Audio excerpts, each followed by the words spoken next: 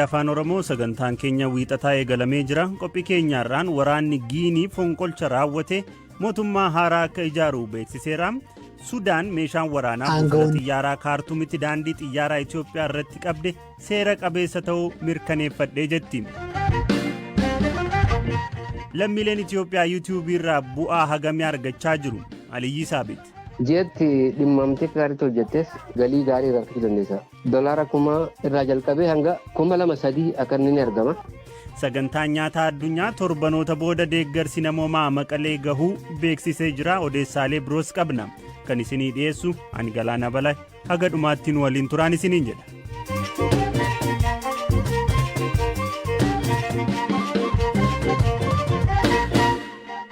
Mootummaan Sudaan meeshaan waraanaa buufata xiyyaaraa Kaartuumitti daandii xiyyaaraa Itoophiyaa irraa qabee seera qabeessa ta'uu mirkaneeffachuu beeksise. Dilbata kaleessaa meeshaan waraanaa buufata xiyyaaraa Kaartuumitti gumruuka biyyattiin qabamuun muddama haaraa Sudaaniif Itoophiyaa gidduutti uume ture. Wanti mudate maal akka ta'e ammayyuu itti aanaa isinitti hima. Aangawoonni Sudaan meeshaa waraanaa sanduuqa 72 Itoophiyaa irraa fe'amee xiyyaara daandii qilleensa Itoophiyaan biyyatti seensifame buufata xiyyaaraa Kaartuumitti to'annoo jala oolchuu beeksisaniiru. Daandiin qilleensa Itoophiyaa meeshaa waraanaa gara Sudaan fe'e seera qabeessaa fi ragaalee barbaachisoo mara kan guutate akka ta'e hima. Ejensiin oduu Sudaan sunaa akka gabaasetti aangawoonni biyyattii meeshaan waraanaa kun yakka biyyatti raawwatamuuf faayidaarra akka ooluuf ergame jedhanii shakku. Meeshaan kun buufata xiyyaaraa Kaartuumitti sanbata galgala qondaaltota gumurukaa biyyattiin to'atame. Koreen mootummaa duraanii Omar Hassan Albashir kan bara 2019 fincila uummataan aangoorraa buufame akka diiguuf hundeeffame dhimmicha qorachaa jira jedha gabaasni Sudaan dilbata baase. Akka koreen kun jedhutti meeshaan waraanaa kun caamsaa bara 2019 magaalaa guddoo Raashiyaa Mooskoo irraa gara Itoophiyaa kan gale yoo ta'u, aangawoonni Itoophiyaa waggoota lamaaf to'annoo isaanii jala tursiisanii akeekkachiisa tokko malee amma gara Sudaan fe'ame. Daandiin qilleensa Itoophiyaa ibsa dhimma kanarratti BBCf ergeen gabaasni eejensii oduu Sudaan sunaan baase dogoggoraa jedheera. Meeshaan waraanaa garas fe'ame qawwee adamoof bitame yoo ta'u, seera qabeessaa fi ragaalee barbaachisoo nama ergee fi namatti ergame mara kan guutate ta'uu hime. Daandiin qilleensa Itoophiyaa meeshaa kana kanfaltiin kan geejjibsiisee fi dhimma daldalaa ta'uu beeksiseera. Sunaan akka gabaasetti meeshaaleen waraanaa kun eenyuuf akka ergame adda hin baafamne. Haa ta'u malee koreen dhimmicha qorachaa jiru meeshaan waraanaa kun kan ergame deeggartoota Omar Hassan Albashir kan mootummaan Sudaan ce'umsa gara dimokiraasii biyyattiin gochaa jirtu danquuf socho'u jechuun himatuuf ta'u akka hin oolle shakkii qabaachuu himeera. Qawween adamoo kun yeroo dheeraaf qondaaltota nageenyaan Finfinneetti to'atamee turuu ibsi daandii qilleensa Itoophiyaa ni hima. Qaamni meeshichitti ergame mana murtii Sudaanitti daandiin qilleensichaa meeshaa kana akka dhaqqabsiisu yookaan ammoo adabbii doolaara 200,000 fi 50,000 akka kafalu himachuu ibse. Kana hordofuun dhaabbatichi qondaalota nageenyaa Itoophiyaa irraa adeemsa barbaachisu hordofee erga xumureen booda meeshaa kana gara Sudaan fe'uu isaa fi xalayaa ministeera Haajaa Alaa Sudaan irraa barraa'e dabalatee ragaalee barbaachisoo mara kan qabu ta'uu hime. Gama mootummaa Itoophiyaatiin dhimmicha irratti wanti jedhamee hin jiru. Biyyoonni lamaan Sudaanii fi Itoophiyaan duraan hariiroo gaarii qabaachaa turan ta'us erga yeroo dhiyootiis waldhabdeen isaanii hammaataa jira. Biyyoonni lamaan yeroo ammaa lafa qonnaa daangaa irratti argamu Alfa Shagaa irratti akkasumas dhimma ijaarsa hidha haaromsaa irratti wal mufataniiru. Waraanni kaaba Itoophiyaatti humnoota Tigraayii fi mootummaa federaalaa jidduutti adeemaa jiru ammoo muddama biraa uumeera. Torbee darbee waraanni Itoophiyaa humnoota Tigraay gama Sudaaniin Itoophiyaatti ce'uuf turan irratti tarkaanfii fudhachuu beeksisuun Sudaan hidhattoota kana deeggaraa jiraachuu himee ture. Dubbii himaan waraana Sudaan Birgaadeer Jeneraal Alxaahir Abu Haja himannaan Itoophiyaa bu'uura hin qabu jechuun gaafa jimaataa akka ibsan Sudaan Televiyoon gabaaseera. Sudaanii fi waraanni ishii dhimma keessa Itoophiyaa keessas ta'e biyyoota ollaa kaan keessa hin seenuu jechuun qondaalli kun himaniiru.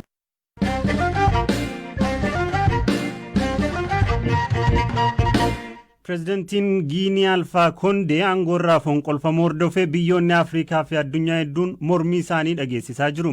Hoogganaan fonqolcha kana qindeessuun Pireezidant Alfaa Koondee aangoorraa guugsee Koloneel Mamadii Dumbuyyoo mootummaan walta'iinsaa tokko torbanoota keessatti ni hundaa'a jedheera. Eeliyaas Mulligeetaa dabalee isinitti hima.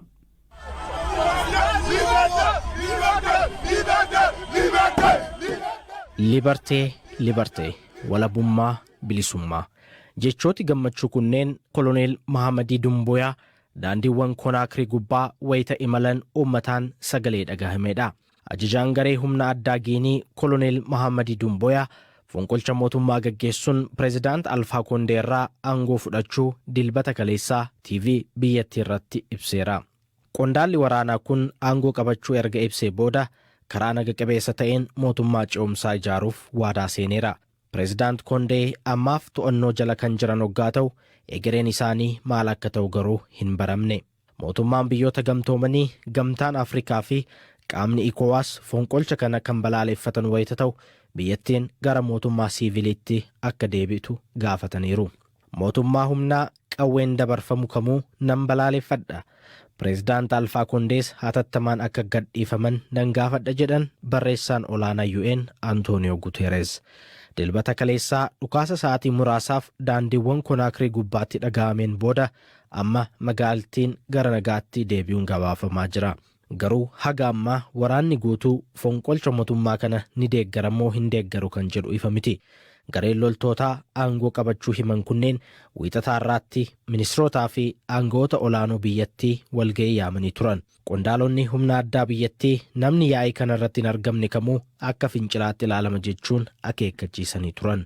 Ibsa TV biyyattii gubbaatti kennaniin bulchitoonni naannolee ajajoota waraanaan bakka buufamuu fi Pireezidaant Alfaa Koondee hidhamanii jiraachuu himan.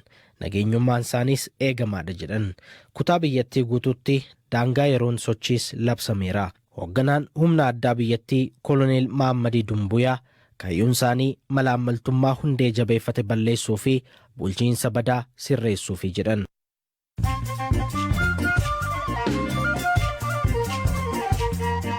Dhaggeeffattoota BBC Afaan Oromoo caqasaa jirtu gidduutti ammoo odeessaalee gaggabaaboo muraasa. Konkolaattonni fe'umsaa meeshaalee deeggarsa namoomaa 100 ta'an magaalaa guddittii naannoo Tigraay Maqalee galuu sagantaan nyaataa addunyaa World Food Program ibse. Meeshaaleen deeggarsa namoomaa toonii 3,500tti tilmaamaman kunneen nyaataaf meeshaalee dhala namaaf barbaachisoo biroo of keessaa qabaatu. Sagantaan nyaataa addunyaa deeggartoota biroo waliin ta'uun rakkoo kaaba Itoophiyaatti lammiilee mudate furuuf meeshaalee barbaachisan garas fe'uun akka hojjechaa jiru himeera. Hidhamtootni Paalestaan lafa jala daandii qotuun mana hidhaa Israa'el keessaa miliqan. Erga loltootni Paalestaan 6 lafa qotuun mana hidhaa Israa'el eegumsa olaanaa qabu keessaa miliqanii booda warri Israa'el adamsaa jiru.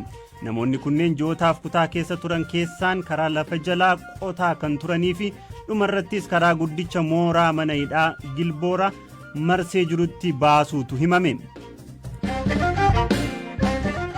Ilmi bulchaa duraanii Liibiyaa Muammar Gaadaafii ka ta'e Saad Gaadaafii hidhaa Tiriipoolii irraa gadhiifame. Koomaandarri duraanii humna addaa Liibiyaa kun erga bara 2014 hidhaarraa kan ture hoggaa ta'u yeroo tokko kubbaa miilaan beekamuuf yaalii gochaa ture. Taphataan duraanii idil addunyaa Faransaay Jean Pierre Adams kan waggoota 39 darbaniif of wallaalee ture umurii 73tti du'aan boqote. Taphataan kun bitootessa bara 1982tti ture wal'aansa baqaqsanii yaaluu jilbaaf hospitaala kan seene. Haa ta'u malee yeroo wal'aansaa akka hadoodu qoricha kennameen wal qabate dogongora uumameen osoo of hin bariin haga lubbuun darbutti.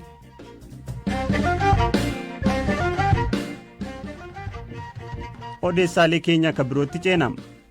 Addunyaa irratti hojiiwwan idilee hin ta'in abbaan ofii miidiyaa hawaasummaa irratti hojjechaa galii ittiin argatu keessaa tokko YouTube'dha. Addunyaa irratti namootni hedduun sagantaalee jireenya dhuunfaa isaanii irraa kaasee haga hojii idilee waajjiraalee gurguddaa keessatti hojjetan dhimmoota kamuu irratti sagantaalee hojjetanii YouTube irratti maxxansaniin miiliyoonara ta'aniiru. Itoophiyaa keessatti miidiyaan hawaasaa kun madda galiis burqaa hubannoos ta'eera. Dhiibbaan hin malle hojii qajeelaa hin taaneef ooluu isaatiin dhufu akkuma eegametti ta'ee jechuudha.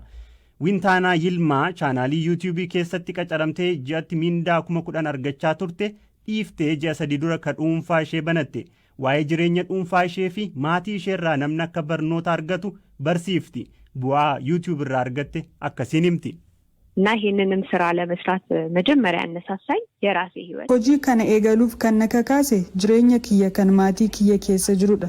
hojii yuutuubii irraa kan hedduu na gargaare yeroo akkan qabaadhu na godheera. Yeroon mucaa koo waliin dabarsu naa kenne, yeroon maatii koo waliin dabarsus naa kenneera. Yeroon dhuunfaan qabaachuu fedhus jira. Amma kanfaltiin isaas gaariidha. Dhuunfaa kootiin ergan eegalee reefu ji'a 2 dur kan hin argadhu 10,000 irraa amma 30,000 argadha. Guddachaa akkan deemu gaaffiin hin jiru. Nan dadhabee hin jettu yeroo hojjettu. Waan gaarii dhiyeessuuf ni yaalta. Waan keeti waan ta'eef yeroo kee guutuu itti kennitee hojjetta. Hojii yuutuubiin hojjettuuf kan dursuu qabu of beekuudha.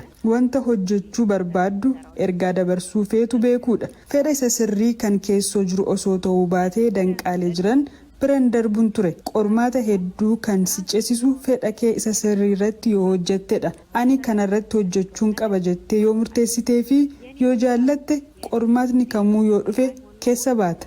ምንም አይነት ቻሌንጅ ቢመጣ ታልፈዋለህ። Sirboota afaan Oromoon ka beekamuu fi biyya Keeniyaa Naayiroobii ka jiraatu artiist Aliyyi Saabitis miidiyaan hawaasaa kun madda galii ittiin jiraattu ta'uu hima. Ani maqaan kiyyaa Aliyyi Saabitiin jedhama. Maqaan chaanaala kiyyaatis Aliyyi Saabit Ibraahimoo jedhama kuma kiyyaanii. Kan lammaffaallee ifaatu chaanaala ijoolleen kiyyaa jechuudha. Chaanaalota kan kee kanarratti dhimmoota akkamiifaa irratti deemsista? Dhimmoonni chaanaala kiyya irratti hojjedhu dhimmoota waa'ee xiinxala siyaasaatii fi haala biyyattiin keessa jirtuu fi oduu afaan Oromoo, afaan Amaaraa, hin filu afaan Tigreellee hundallee ni dabarsa. Cufallee afaan Somaaleellee hunda ni dabarsa. Chaanaalli kiyya chaanaala akkuma Itoophiyaa biyyi teenya biyya sabaaf sablammoota hedduuti. Chaanaalli kiyyallee akkasuma chaanaala sabaaf sablammootaatiin filatu.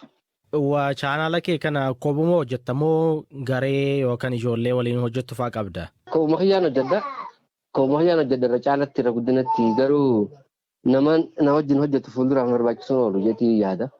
Ammaaf immoo warra siyaasa analistii godhuu fi warra waa'ee biyya keessa jirtu beeksisu dhimma rakkoo biyyaarraa dubbatu warraan abbootiin naaf hayyaman hundaa'uuniin maxxansa qomootiyyaan haga ammaa gallakkisuu ture. Chaanaala YouTube irraa namoonni Itoophiyaattis dabalatee biyyoota biraa irrattis galiiwwan garaagaraa argatu. Mee waa'ee sanaa irraa nu dubbadhu. Galii akkamii argattaa? Hagam irraa bu'aa buufachaa jirta? Bu'aan akkuma hojiiti. Bara yeroo ji'a akka gaariitti hojjette ji'atti dhimmamtee akka gaariitti hojjettes galii gaarii irraa argachuu dandeessa. Dolaara 1,000 irraa jalqabee hanga 2,300 akka inni argama. Kanaafuu atis siis dabalatee namoonni hedduun akkuma galii dhaabbitti akka galii ijootti dhimma YouTube kanarratti hojjettu jechuudha. Ani yeroo dheertuu kan jalqabe ammaa miti tureeyyuu yeroo nan jalqabu namoota muraasaatu waanuma YouTube kanaa beeka tureetiin jedhanii kan jalqabe irra guddatti ati isumaatu kafar na godha bahiiti jeesuma YouTube hojiin YouTube jechuun dandeessa.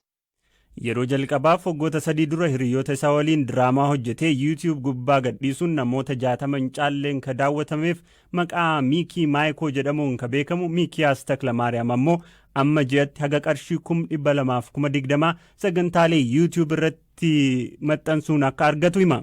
Namni kamuu YouTube irratti hojii bu'a qabeessa ta'e hojjechuun galii argachuu danda'a jedhama. እዚያውን ዩቲዩብን ብጀምር ብሎ የሚያስብ ሰው ለምን አይችልም? ምን አይነት namni osoo hin jalqabee jedhee yaadu maaliif hin danda'u? Biyya keenyatti irratti hin hojjetamne. Namni hojii mukaa hojjetu yuutuubar ta'uu danda'a. Namni konkolaataa balfa mana fincaanii qulqulleessu oofus yuutuubara ta'uu danda'a. Namni baay'een kallattii tokkoon ilaalu. Haati tokko akkatti hojiidhaa galtee daa'ima ishee kunuunsitu nyaata isaa qopheessitee guyyaa guutuu akkamitti daa'imni eegdu waliin akka ooluu fi adeemsa kana mara namni arguu fedhu jira bar. Dargaggoonni hojii finishingii garaagaraa hojjetan YouTube madda galii addaa gochuu danda'u. Ijaarsa manaa jalqabaa haga dhumaa dhamaatisaa namni hunduu arguu feena. Haalli jireenyaa